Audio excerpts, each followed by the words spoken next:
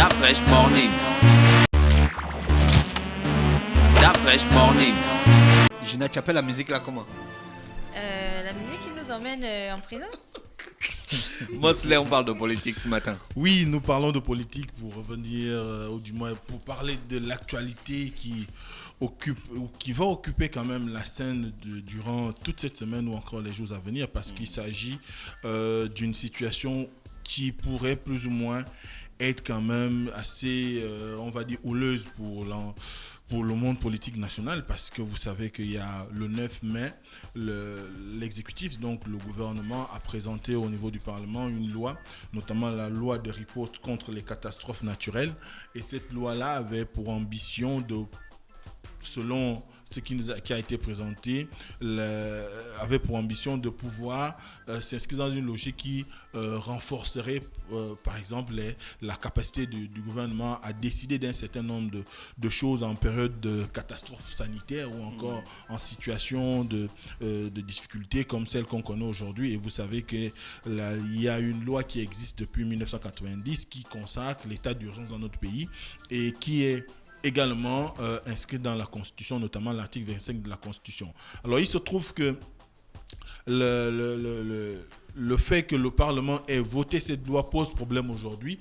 D'ailleurs, il faut se rappeler que dès l'annonce du vote de cette loi, il y a quand même eu des voix qui se sont élevées, même s'il n'y a pas eu écho comme on l'estimait, parce qu'on se rappellera que Marcel Djabio, qui est membre de l'Union nationale, avait fait un post dans lequel il disait que c'était une loi qui n'allait pas dans le sens de la protection des populations, mais beaucoup plus dans le sens de pouvoir opprimer la population entre griffes. Et bien sûr, et c'est ce qui fait qu'aujourd'hui, on se retrouve avec deux saisines au niveau de la Cour constitutionnelle, notamment celle amenée par un regroupement de députés aussi issus de l'opposition, dont en tête desquels les membres du RPM, qui est le parti de Alexandre Barrot-Chambrier, qui ont choisi d'organiser une conférence de presse aujourd'hui. Donc il y aura les membres du RPM, du RHM et de l'Union nationale qui ont choisi comme je le disais, d'organiser une conférence aujourd'hui pour pouvoir édifier les populations sur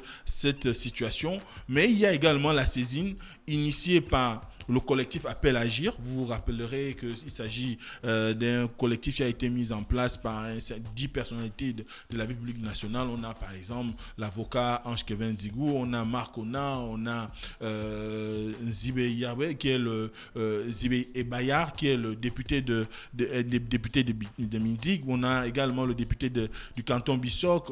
Ils sont assez nombreux et ils ont initié une saisine auprès de la Cour constitutionnelle pour que celle-ci puisse juger de l'inconstitutionnalité de la dernière loi, donc la loi de riposte contre les catastrophes sanitaires. Qu'est-ce qu'il reproche à cette loi ?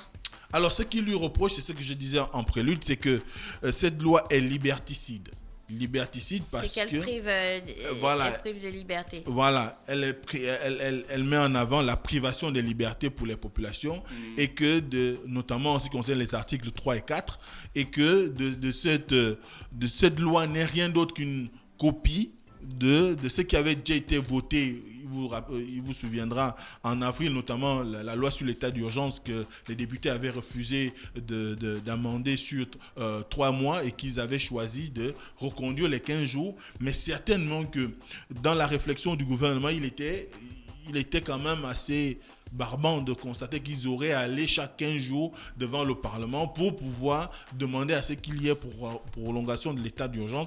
Et c'est pour ça que j'ai envie de te demander, est-ce que légalement c'est possible ? Je veux dire, je m'explique. On avait donc la loi sur l'état d'urgence qui était on a commencé à voter l'état d'urgence, on a entériné l'état d'urgence pour les premiers 15 jours qui était ensuite reconduit pour 15 jours supplémentaires. Et c'était dit que si tu fais le premier temps de l'état d'urgence de 15 jours, tu peux pas le reconduire pour 3 mois. Légalement, c'est pas possible. Tu es obligé d'avoir un équilibre. Et donc, on le reconduisait pour 15 jours. Et j'ai ouï dire qu'on peut pas le reconduire ad vitam aeternam. Donc, c'est reconductible une seule fois. Après, donc là, c'est clair qu'on ne pouvait plus avoir la question de l'état d'urgence. Du coup, on est arrivé au vote de la loi ou la proposition du projet de loi sur les catastrophes naturelles. Est-ce que légalement, c'est possible de faire ça? Est-ce que légalement, genre dans les textes et tout ça, le gouvernement a trouvé le subterfuge de surfer sur des trucs pour se faufiler, ou appelle à agir, revendique uniquement le fait que il pense qu'il y a un vice caché en fait derrière le fait de proposer cette loi-là? Alors, ta question est essentielle parce que lorsqu'on lit ce que, du moins le communiqué de presse que nous avons, c'est que pour appel à agir, la loi telle qu'elle a été proposée n'est pas de nature à garantir, on va dire, les libertés. Par exemple. Exemple qu'aujourd'hui, il est possible qu'on dise aux gens, par exemple, on décide de ce qu'il n'y ait plus personne dans les rues. C'est un exemple tout simple. C'est-à-dire qu'on prive les populations de la liberté de circuler. Le gouvernement, avec cette nouvelle loi, peut prendre cette décision et faire en sorte que plus personne ne soit vu dans la rue. Or, ça va quand même dans un sens où on est dans on est dans un pays démocratique. On est dans un gens le droit de le droit de circuler, le droit d'aller et venir à travers le pays. Et pour eux, c'est ce qui est nécessaire aujourd'hui que... En fait, qu'est-ce qu'ils veulent concrètement? Ils veulent que les gens continuent à circuler normalement, les gens continuent à vivre leur vie normalement, comme s'il n'y avait pas le coronavirus. Ça peut être vu de façon subtile, mais l'objectif d'abord, c'est de s'assurer de la conformité de cette loi. Est-ce que l'urgence sanitaire n'est pas avérée? Certainement que c'est avéré. Non, je te pose une question. Ne fais pas certainement. Oui. En tant que Gabonais, toi, tu es un Gabonais? Tu vis au Gabon, non? Oui. Tu habites ici? Oui. Est-ce que l'urgence sanitaire n'est pas avérée de ton point de vue matériel? De toutes les façons, l'état d'urgence sanitaire avait été déclaré. Non, je ne parle pas d'état d'urgence. Oui. L'état d'urgence, c'est un terme juridique. Je parle de l'urgence sanitaire. Est-ce que sur le plan sanitaire, là, on n'a pas un problème? Je peux dire qu'on a un problème. C'est quoi le problème là? Le problème, c'est qu'il y a le coronavirus. Maintenant, après, on peut me dire,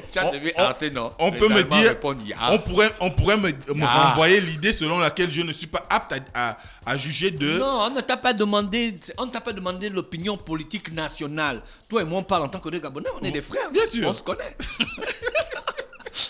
On bosse ensemble. Très bien. Donc, il y a des moments où on peut parler de nos choses. Très bien. Est-ce qu'il n'y a pas de coronavirus au Gabon? Ce qui est sûr, c'est qu'il y a le coronavirus au Gabon. Toi et moi, quand on parle, c'est comme ça que tu me réponds. Mais nous sommes à l'antenne, il faut bien que je sois assez clair. Ce qui est évident, c'est qu'il y a le coronavirus au Gabon. D'ailleurs, la preuve en est que le dernier communiqué du COPIL nous fait savoir qu'on est au-dessus de la barre de 1500 cas. D'accord. Bon, est-ce que tu ne reconnais pas qu'il y a l'incivisme de certaines des populations? Hier, tu es rentré à quelle heure? Tu es rentré après moi, non? Oui. Tu as vu le grand match? Au grand terrain, chez la Vierge Marie. Oui. Tu as vu le match? Il y avait le big match. Oui. Un gros big match. Est-ce que c'est pas un comportement incivique? Oui. D'accord. Je suis d'accord avec toi. Est-ce que le gouvernement s'est réveillé un matin, comme ça, comme par hasard, par leur bon plaisir, et puis décidé d'engager une procédure législative, une procédure légale pour faire voter la loi sur l'état d'urgence? Je ne sais pas. Mais comment ça, tu ne sais pas? Je ne sais pas. Mais tu ne sais pas que c'est pas... Ah non, tu es une hypocrite. Non, mais c'est pas possible. Mais il y a des motivations. Mais c'est par rapport à Est-ce qu'avant le coronavirus, le gouvernement avait déjà fait ça? Le gouvernement a forcément ses motivations. Non, est-ce qu'avant le coronavirus, le gouvernement avait déjà fait Non, j'avoue que non. Je n'ai pas connaissance sur l'état d'urgence. Non, il n'y en avait pas. Donc tu sais quand même que c'est corrélatif à la situation situation actuelle. Je suis d'accord. Oui. Bon, maintenant, en cas de coronavirus, c'est quoi l'apport de l'opposition pour rendre efficace la lutte contre cette pandémie dans notre pays? Il y a un article que tu as lu le matin, non? Tu as lu le titre d'un article le matin qui parlait de ça. Quelle est l'alternative de l'opposition? La question aujourd'hui n'est pas de dire quelle est l'alternative de l'opposition. Parce que non, mais moi je te pose une question. Je n'ai pas dit que c'est la question. L'opposition est dans une logique qui voudrait qu'il y ait une meilleure gestion de la chose. Parce qu'il faut quand même qu'on soit clair là-dessus. Il faut qu'on lise ce que ces derniers pondent comme écrit ou bien qu'ils proposent comme idée depuis la mise en place du confinement ou encore de l'état d'urgence. Et aujourd'hui, ils ont décidé, du moins, de participer de façon active à un certain nombre de concertations. Sauf que pour beaucoup, ils ne trouvent pas, il n'y a pas un écho auprès de l'exécutif pour pouvoir prendre en compte leurs idées ou encore leurs entre griffes revendications. Lesquelles? Et ce qui fait que Par exemple, lesquelles? la transparence dans la gestion du COPIL, par exemple, ils en parlent tout le temps, aussi bien l'opposition que la société civile. On parle, par exemple, aujourd'hui, de l'incapacité du gouvernement à pouvoir gérer de façon efficiente la crise. Ils ont donné des idées pour qu'on puisse rebooster plus ou moins la lutte contre le coronavirus. Ils ont donné des idées. Oui, Lesquelles? En fait, Moslem, le pan sur lequel moi j'aurais des questions sans pour autant me positionner La conférence de presse, c'est quand? La conférence de presse des parlementaires est prévue pour aujourd'hui. Les opposants, c'est pas les opposants. Ce sont les parlementaires qui ont décidé. Ce sont certes Gina, des opposants, mais ils sont des parlementaires. Maintenant, l'aspect qui nous intéresse, nous... Attends, je veux d'abord prendre la question de Gina. Oui, Gina. oui. Je disais sans pour autant me positionner sur je suis d'accord avec X, je suis d'accord avec Y. Je voulais en réalité... Non, mais moi, je ne me positionne pas. Hein. Non, je ne parle pas de toi. Ah, je pose juste des questions pour savoir. Je fais un préambule à ce que je vais dire. Parce que ça peut très vite être interprété. Donc, j'aimerais savoir, quand on dit que c'est une loi, par exemple, liberticide, tu vois, j'aimerais qu'on la compare. On a d'un côté l'état d'urgence, on a de l'autre côté la loi sur les catastrophes naturelles. Qu'ils viennent nous dire que voici ce qui composait l'état d'urgence, voici ce qui compose la loi sur les catastrophes naturelles. Alors, pourquoi est-ce qu'on n'est pas d'accord avec cette loi? Parce que, par exemple, cette mesure-là, qui dit, je prends un truc bête, hein, après, ça peut ne pas être ça, qui dit, par exemple, interdiction de rassemblement de plus de 10 personnes, ils vont te dire, ouais, mais tu sais, ce point-là est un point un peu genre pervers, parce qu'en réalité, on pense qu'ils ont mis ça pour que dans les mois à venir, par exemple, ils nous empêchent de faire la grève. Ou bien les meetings ou la Voilà, grève. tu vois, ou tel autre point, tu vois, qu'on aille véritablement sur des choses qui nous permettent de comprendre. Parce qu'en vérité, dans ce combat contre le coronavirus, on est tous unis contre la même chose, quoi. On disait la dernière fois que tu sois pédégiste, opposant, machin, quand tu es malade, tu es malade. Tu vois, donc c'est ça qu'on ne comprend pas en fait. Alors, ce qu'il faut savoir, c'est que Moi, depuis que les lois ont commencé à être votées à l'Assemblée nationale en ce qui concerne le coronavirus, je n'ai pas encore entendu parler d'une dérive on appelle ça comment? Une dérive des policiers ou des militaires sur un individu. N'aborde pas cette question. Ça, c'est une autre problématique qui peut C'est-à-dire être que engagée. tu respectes ce qu'on a dit, tu es tranquille. Ça, c'est une autre problématique qu'on peut soulever. On ne soulève rien. Peut-être qu'aujourd'hui, tu ne l'as pas encore vécu. Mais la question de Gina est essentielle. Ce qu'il faut savoir, c'est que en comparant la loi sur l'état d'urgence de 90 et la loi sur les catastrophes naturelles qu'on connaît aujourd'hui, ce qui diffère, c'est juste 2 articles en gros.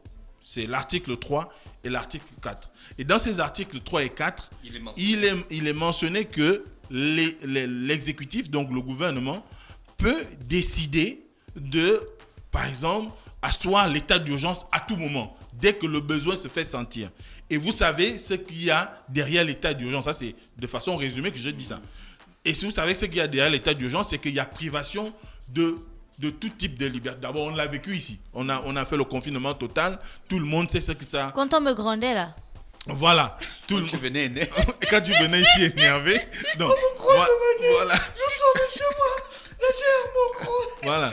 Donc, tu vois que autant d'éléments qui peuvent faire en sorte que si vous avez la privation de liberté et que ça s'étale sur une longue durée, parce que là, actuellement, avec la nouvelle loi sur les catastrophes naturelles, le gouvernement peut décider de la mise en place de l'état d'urgence pour 3 mois, pour 6 mois, même pour 1 an.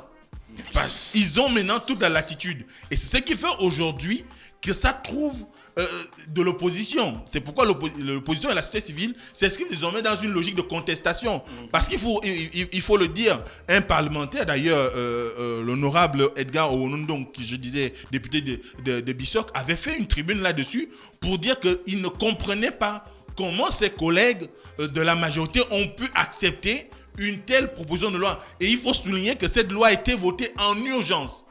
Donc, c'était pratiquement dans la nuit. Bah, moi, c'est Voilà. tout ce qui a été fait depuis que le corona est arrivé a été fait en urgence. Ah non, pas Enfin, tout. non, quand même. moi, Pas il tout faut quand pas même, dire ça. pas On tout. se souvient. Je pense lorsque le président avait parlé du confinement et qu'après le Premier ministre avait intervenu, c'est la seule période où ça avait été un petit peu long avant de passer en confinement total. Mais quand on avait lancé ensuite le confinement, là, il y a des conseils interministériels, il y a des réunions, il y a des documents qui avaient même été Mais signés le dimanche. mais on parlait de ça Gina, ici, on était bien dans une le période problème, d'urgence. c'est que une loi, pour qu'elle soit votée, elle doit être lue, relue, corrigée, amendée. Et puis, chacun se retrouve et qu'on vérifie même sa constitutionnalité. Mais les gens qui ont signé ça, mais le problème, c'est comment que... ils dormaient? Et même encore, c'est qu'il y a même Le eu... problème que relève l'opposition, c'est quoi? Le problème que relève l'opposition. Le problème que relève l'opposition, c'est que cette loi, pour eux, elle est anticonstitutionnelle. Et c'est pourquoi ils demandent à ce que la Cour constitutionnelle puisse du moins donner un avis. Ils recherchent l'avis de la Cour constitutionnelle. C'est pourquoi ils ont déposé la saisine. Maintenant, après, on va attendre pour voir La ce loi que est va... passée. La loi est passée au Parlement. D'accord. Mais la Cour constitutionnelle, Pour qu'une loi passe au Parlement, il faut quoi? Et pour qu'elle passe au Parlement, il faut que la majorité des députés ou des sénateurs votent. D'accord, on a combien de députés? On a 143 députés. D'accord, donc À peu près aujourd'hui, la loi est 91 passée avec sénateurs. combien de voix positives? La majorité. Je Donc n'ai c'est- pas le nombre exact, mais c'est la majorité. Ok. Ça sous-entend que le PDG, à lui seul, engrange près de 110, 115 députés. Donc, avec on ses veut- alliés et consorts, donc ça a explosé. Voilà, donc en réalité, tous ces députés-là, qui sont bien sûr peut-être des députés de la majorité qui ont validé la loi, ils se sont assis, ils ont lu ça. Chacun a mis son quitus pour Gina, qu'on il puisse faut avoir voter. quand même de la réserve Non, parce mais qu'on n'est non, pas je sûr qu'ils dem- ont lu. Mais comment ça, on n'est pas sûr qu'ils ont lu? Moi, je reçois les vidéos des gars qui donnent. Comment on peut dire qu'on n'est La pas sûr? sœur, laisse Non, la mais même partie, si non, mais c'est une question c'est un point qui est très important parce qu'il faut repartir donc aux missions des députés à l'Assemblée nationale. Il est 10 Quelle heures. est la mission du député à l'Assemblée 3 nationale? minutes.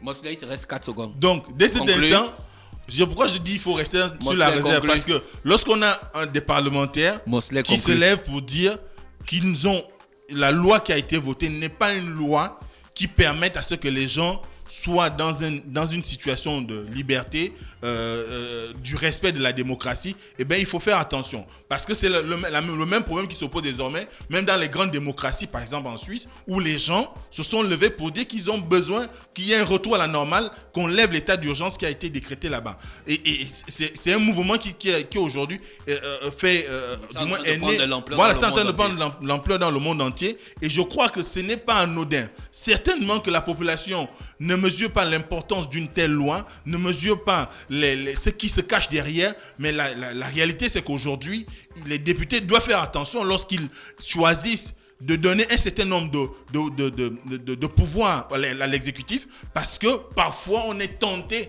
d'abuser de la légalité. Donc, dès Comme cet avait instant... dit Syriac Vourandjami, le pouvoir rend fou. Le Va- pouvoir absolu. Parfois, il peut rendre fou. Donc, dès cet instant, attendons de voir ce que dira la Cour constitutionnelle sur les deux saisines. Si elle Mais donne... il faut aussi que tu ailles à leur conférence de Oui, presse oui, pour en être sûr. j'irai tout à l'heure. Ce qu'il faut savoir déjà, c'est que la Cour constitutionnelle avait donné l'avis numéro 18/CC.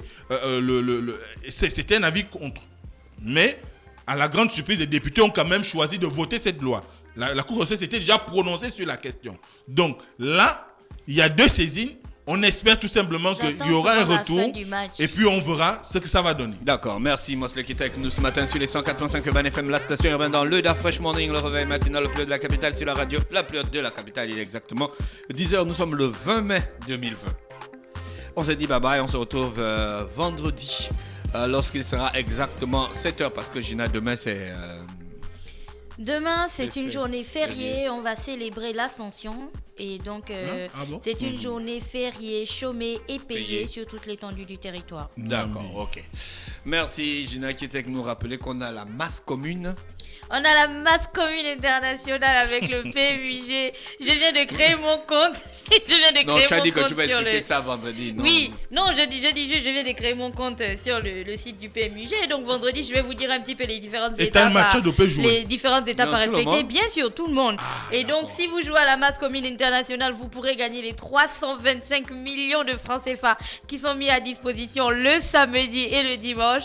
Et puis, je vous laisse bien sûr en train de réfléchir à ce que vous pouvez pourriez faire si vous aviez 325 millions de francs CFA. Restez connectés sur les 104.5 René Ruth. Bonjour. Start Fresh Morning.